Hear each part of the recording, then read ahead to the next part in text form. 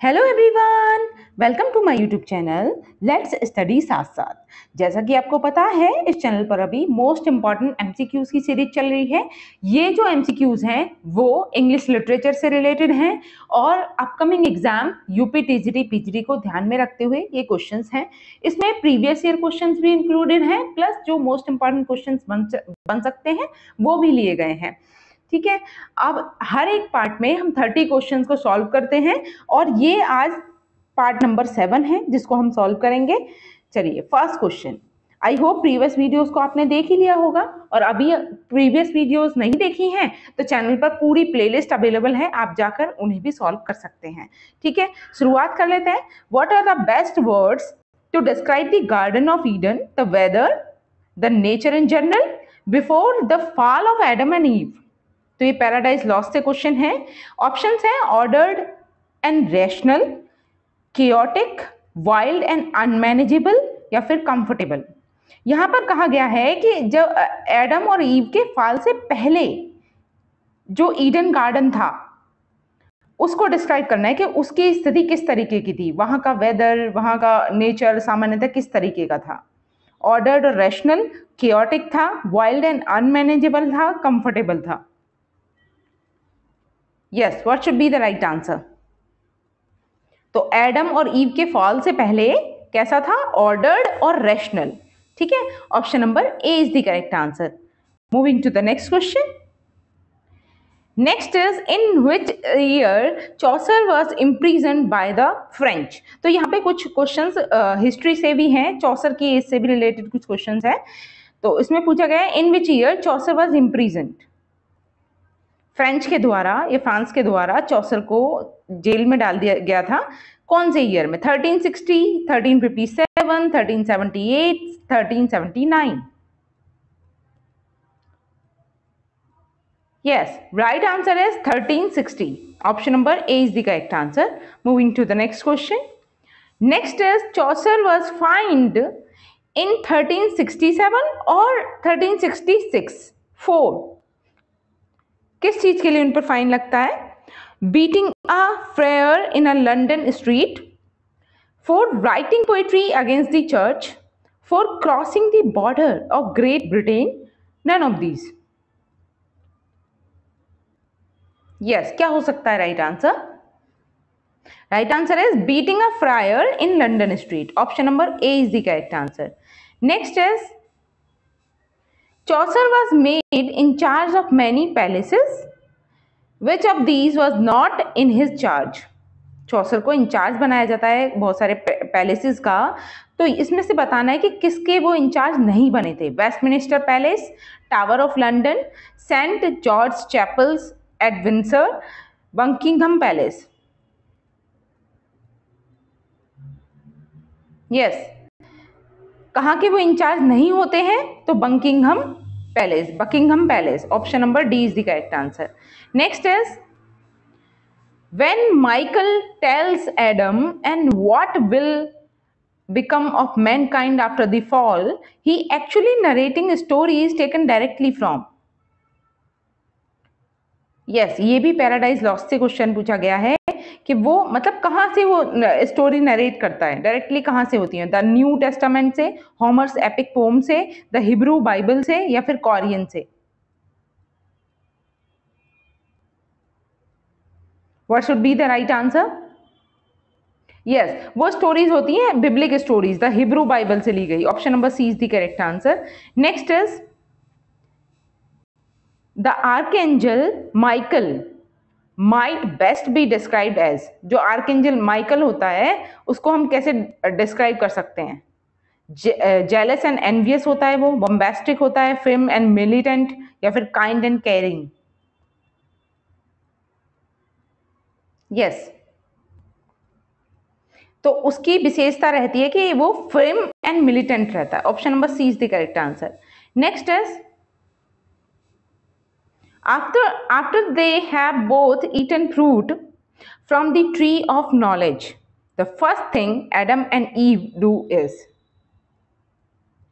तो जब वो फॉरबिडन फ्रूट को खा लेते हैं एडम एंड ईव, तो सबसे पहले वो क्या करते हैं? Ask forgiveness from God, put some clothes on, satisfy their sexual desires for each other, blame each other for their fall. Yes, right answer is satisfy their sexual desire for each other. Next is inspired by Satan's victory over men, sin and death construct. Yes, sin और death मिलकर क्या बनाते हैं? A bridge from hell to heaven, a temple to welcome Satan back, या फिर a bridge from hell to earth, a funnel from Eden to the gates of hell.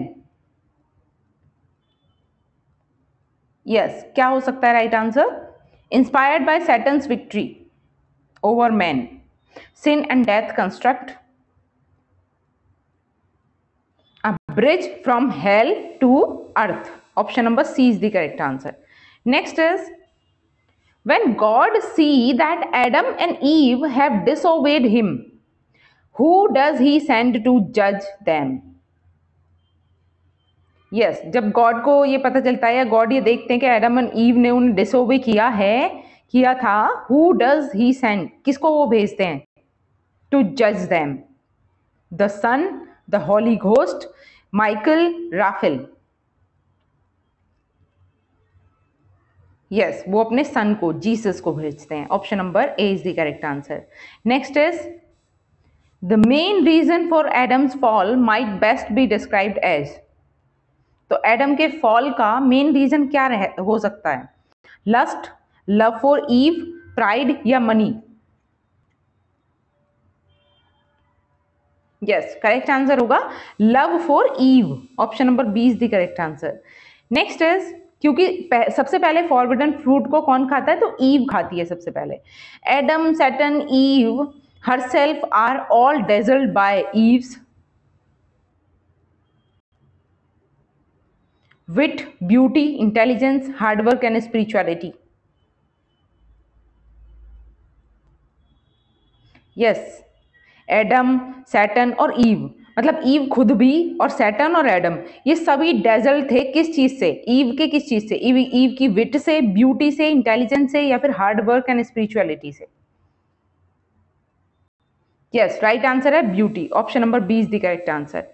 Next is on the second day of battle in heaven, what does Satan use that surprises God's forces? Yes, battle के दूसरे दिन Satan ऐसा क्या use करता है जिससे God की forces भी सरप्राइज्ड हो जाती हैं? Catapults, artillery, illusion, the holy sepulchre. Yes, artillery. Option number B is the correct answer. Next is which poem of Wordsworth is famous as Daffodils? तो वर्ड्सवर्थ की वो कौन सी पोएम है जिसका दूसरा नाम डैफोडिल्स भी है या फिर उसका एक और टाइटल है, वो क्या है? I wandered lonely as a cloud, my heart leaps up, ode intimation of immortality या फिर ode to duty. यस, इसका जो करेक्ट आंसर है, अभी देखिए इसमें दोनों टाइटल आ सकते हैं, डैफोडिल्स भी आ सकता है और बेसिकली डैफोडिल्स की जो फर्स्ट लाइन है वो यही है, I wandered lonely as a cloud. Option number A is the correct answer. Okay, moving to the next question. Next is what form is a slumber did my spirit seal written in? ये जो particular work है, a slumber did my spirit seal, ये किस form में लिखा हुआ है? Sonnet है, सस्टेना है, कपलेट्स है, बैलेड है? इसकी फॉर्म क्या है? Yes, it is written in ballad form. Option number D is the correct answer.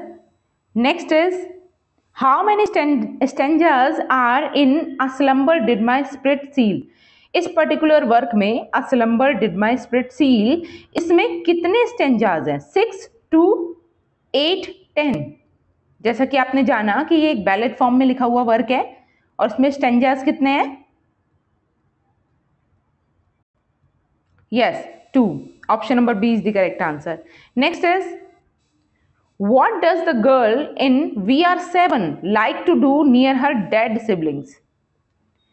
तो एक पोम है VR7, इसमें एक गर्ल होती है, वो अपने डेड सिबलिंग्स के पास क्या कर रही होती है? Sleep in grass, make flower necklace, see you sing and eat her dinner with her other siblings. क्या होगा right answer? What does the girl in VR7 like to do near her dead siblings? Yes, correct answer is you sing and eat her dinner. Option number C is the correct answer. Next is, who did Wordsworth write VR7 with? तो Wordsworth ने किसके साथ मिलकर ये poem लिखी VR7? William Blake, Samuel Taylor Coleridge या फिर Dorothy Wordsworth, John Milton? The correct answer is S.T. Coleridge, Samuel Tyler Coleridge. Option number B is the correct answer. Next is, why does the speaker think the little girl in VR7 only has 5 siblings? तो speaker को ऐसा क्यों सोचता है speaker कि वो तो केवल 5 सिबलिंग्स हैं, जबकि पोम का नाम क्या है? VR7, और गर्ल कहती भी कि हम 7 सिबलिंग्स हैं, क्योंकि उसमें क्या होता है कि 2 जो होते हैं ना वो मर चुके होते हैं, 2 जो भाई होते हैं उसके। He thinks she is a liar. 2 of her siblings are dead. He only sees 5 brothers and sisters. यहाँ पर स्पेलिंग एरर है. He knows her mother. क्या होगा राइट आंसर? तो करेक्ट आंसर यही है, 2 of her siblings are dead. Okay, option number B is the correct answer. Next is, which of the following is not an apparition shown to Macbeth by the witches?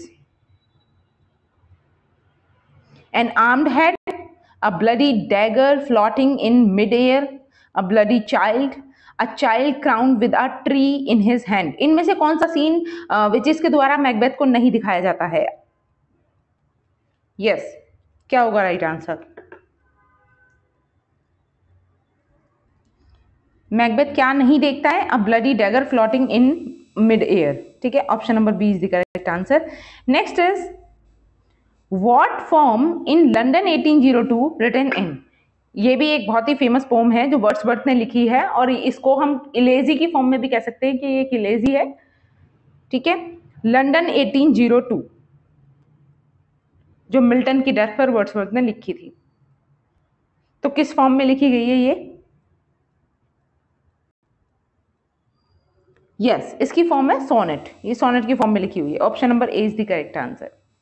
Next is, why does Wordsworth want Milton to come back in London 1802? तो Wordsworth क्यों चाहते हैं कि Milton वापस आ जाएं अपनी pome में London 1802 में? He wants to know where Milton has gone. यहाँ पर भी स्पेलिंग एरर है। ठीक है, He wants to know where Milton has gone. Next है, he feels that Milton owes his life to the English people. He wants Milton to save himself by saving others. He wants Milton to show England how to be virtuous again. What should be the right answer? Why does Wordsworth want Milton to come back? Because he wants Milton to show England how to be virtuous again. Okay, option number D is the correct answer. Next is, who wrote the famous poem Strange Fits of Passion How I Know None? Yes, ये poem किसके द्वारा लिखी गई है? Strange fits of passion have I none. Keats, Shelley, Byron, Wordsworth?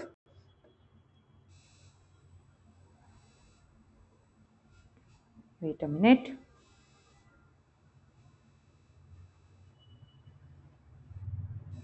Yes, right answer is, ये भी pome जो है वो वर्ड्सवर्थ के द्वारा ही लिखी गई है। Option number D is the correct answer. Next is, why is the speaker sad in Lines Written in Early Spring? ये जो पोम है Lines Written in Early Spring, इसमें जो स्पीकर है वो सैड क्यों है? Because humans don't enjoy nature, because nature's music is discordant, because he can't become a plant, because nature seems to exclude him. Yes,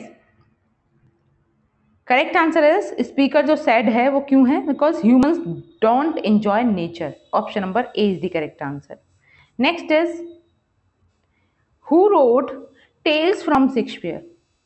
ये जो particular work है ये किसके द्वारा लिखा गया है? Tales from Shakespeare, Charles Lamb and his sister, Doctor Johnson, Dryden, none of these. Correct answer is Charles Lamb and his sister. ठीक है, option number A is the right answer. Next question is Winter's Tale is Shakespeare. Winter's Tale जो work है Shakespeare का वो किस form में लिखा हुआ है, किस जॉनर में लिखा हुआ है? ड्रामेटिक मोनोलॉग है, कॉमेडी है, ट्रेजेडी है? क्या होगा right answer? Yes, it is a dramatic monologue. Option number A is the right answer. Next is who wrote Preface to Shakespeare. किसने लिखा है प्रीफेस? प्रीफेस टू शेक्सपियर किसका वर्क है? Sir Philip Sidney, Dryden, Doctor Johnson, none of these. Yes, it is written by Dr. Johnson. Option number C is the correct answer. Next is Shakespeare uses soliloquy for. Shakespeare ने soliloquies use की हैं किस लिए? Revelation of character, dramatic purpose, establishing the theme, या फिर none of these. Yes, right answer है revelation of character. Option number A is the right answer. Next is who wrote Shakespeare's later comedies? Yes, ये work किसने लिखा है? Shakespeare's later comedies, AC Bradley, Palmer, DJ, doctor Johnson, या फिर none of these. Shakespeare's later comedies is written by Palmer's DJ. Option number B is the right answer. Next is the literary figure who had the most pronounced effect on Keats was. दांते, Shakespeare, Wordsworth, शैली। एक ऐसे literary person जिनका बहुत ज्यादा प्रभाव Keats पर पड़ा। Yes, right answer is William Shakespeare. Option number B is the right answer. Next question, ये आज का हमारा लास्ट क्वेश्चन है। Who tells Macbeth the queen my lord is dead. Macbeth को कौन बताता है statement the queen my lord is dead? Seyton, Siward, the doctor, Caithness. Yes, it is said by Seyton. Option number A is the correct answer. Okay then, आज के लिए हम इतना ही रखेंगे। आई होप मेरी ये वीडियो आपको अच्छी लगी होगी, और अगर वीडियो अच्छी लगी है तो प्लीज़ इसे लाइक कीजिएगा, शेयर कीजिएगा, और कमेंट बॉक्स में अपने ओपिनियन दे सकते हैं आप। मिलते हैं नेक्स्ट वीडियो में, और चैनल को अभी तक सब्सक्राइब नहीं किया है तो please do subscribe the channel. मिलते हैं नेक्स्ट वीडियो में, तब तक के लिए thanks for watching, keep learning and keep supporting me. Thank you.